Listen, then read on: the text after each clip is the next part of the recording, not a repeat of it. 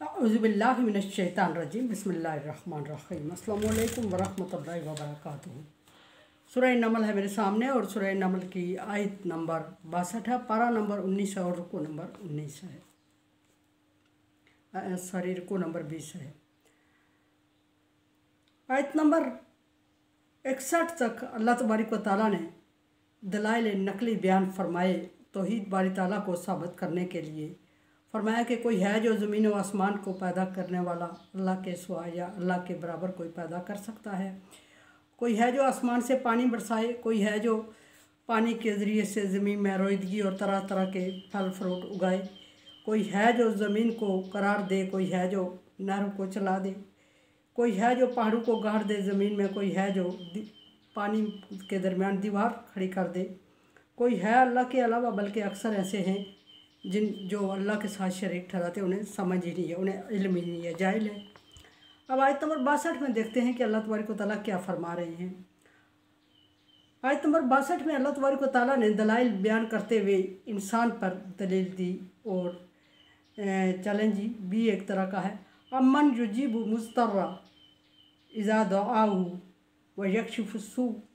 अल्लाह के अलावा कोई और ऐसा है कि जो मजबूर दिल बेबस इंसान और बेकरार जब पकारता है उसकी पकार को कोई वो सुने। अल्लाह के अलावा कोई ऐसा है वो सुने या उससे मुश्किल कशाई करे, उसकी हो ही नहीं सकता।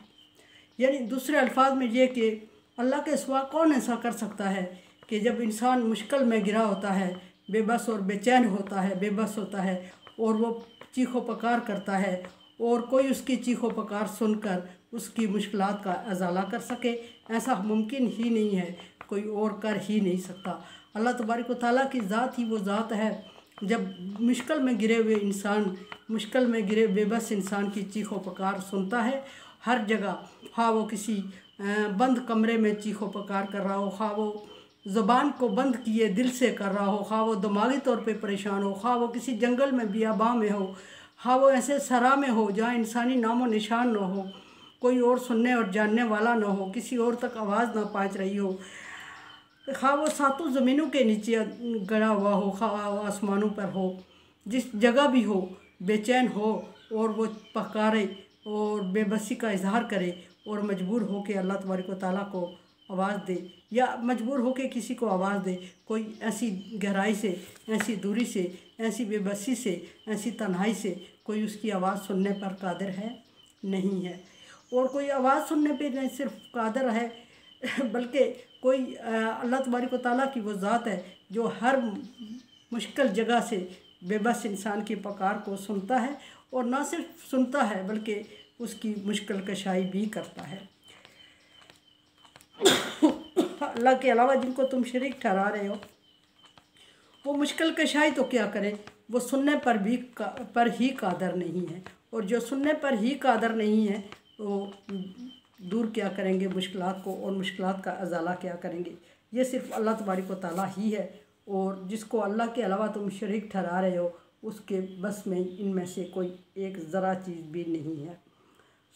फिर फरमाया कि वयजअलकुम खुलफाए अर्ज़, और कोई है जो तुम्हें ज़मीन में खलीफा बना दे। जिस तरह कि अल्लाह तबारक व तआला ने इंसान को ज़मीन में खलीफा बनाया, नायब बनाया, खिलाफत उसको अता की। किसी और की हिम्मत, ताकत और क़ुव्वत है कि कोई इंसान बेबस और मजबूर और कमज़ोर इंसान को खलीफाए अर्ज़ बना ले? ऐसा मुमकिन नहीं है। कोई और अल्लाह के अलावा ऐसा करने की ताकत, सलाहियत और क़ुव्वत नहीं रखता। इलाह मअल्लाह, क्या अल्लाह के अलावा फिर भी कुछ लोगों को और उस चीज़ों को शरीक ठहरा रहे हो? क्या अल्लाह तबारक व तआला के साथ कोई और माबूद है जिसकी इबादत की जाए? क्या कोई और इस काबिल और इस लायक है जिसको अल्लाह के बराबर समझा जाए, या अल्लाह तबारक व तआला के बराबर नहीं किसी हद तक भी उसको अल्लाह की ज़ात और सिफ़ात में शरीक ठहराया जाए? ऐसा मुमकिन ही नहीं है। फरमाया कि ऐसा जब मुमकिन ही नहीं है, सारे मानते हैं, जब उनको कहा जाए, मुशरिकीन को भी जब कहा जाए कि तुम्हारी तकलीफ़ कौन दूर करता है, या किसी मुश्किल में पड़ जाएं जब, तो उन्हें कहा जाए कि तुम्हारे महबूद, उनको पकारो, वो तुम्हारी पकार का जवाब दें, वो सुने और वो तुम्हारी मुश्किलात का अजाला करें, तो उस वक्त वो भी बेबस हो जाते हैं। इब्राहीम अलैहिस्सलाम की मिसाल, इब्राहीम अलैहिस्सलाम के बाप आज़र बुतों की पूजा करते थे।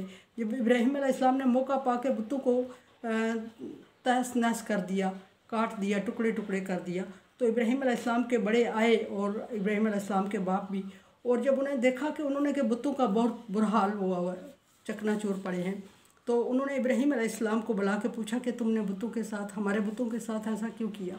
तो इब्राहीम अलैहिस्सलाम ने, या तुमने किया ऐसा, तो इब्राहीम अलैहिस्सलाम ने यही जवाब दिया था कि अगर तुम समझते हो कि ये तुम्हारे महबूद हैं तो इनसे पूछो और ये तुम्हें जवाब देंगे।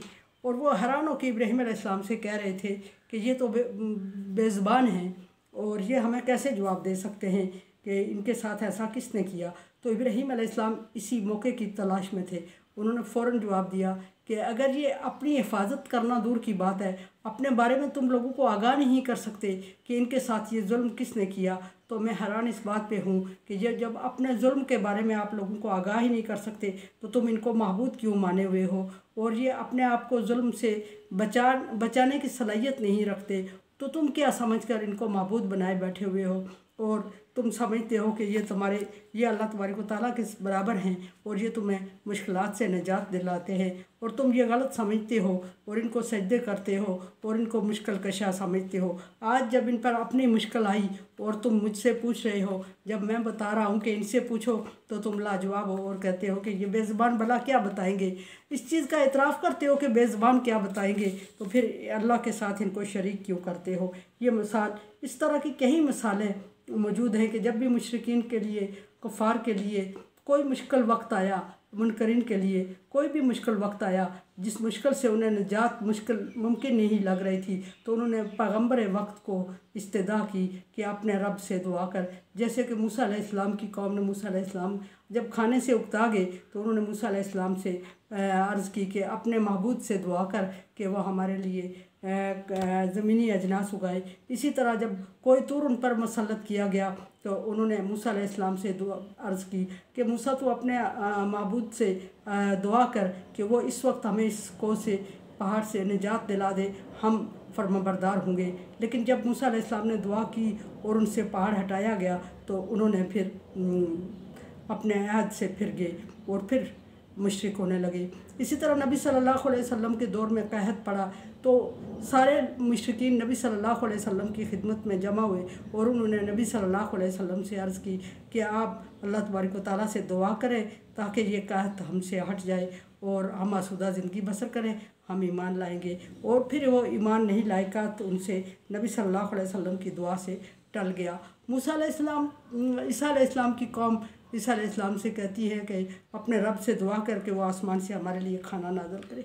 यानी कि इस तरह उन्होंने दुआ अपने वक्त पैगम्बर वक्त से अल्लाह तबारक व तआला के हुजूर ही करवाई, लेकिन शरीक ठहराते रहे। अल्लाह तबारक व तआला इन्हीं का जवाब देते हुए फरमा रहे हैं, कलीलम मा तज़क्करून, बहुत ही कम है तुम में से जो नसीहत याफ्ता है या नसीहत इख्तियार किए हुए हैं, वरना सबको अल्लाह तबारक व तआला ने बेवकूफ़ करार देते हुए फरमाया कि बहुत कम है से जो नसीहत इख्तियार करते हैं।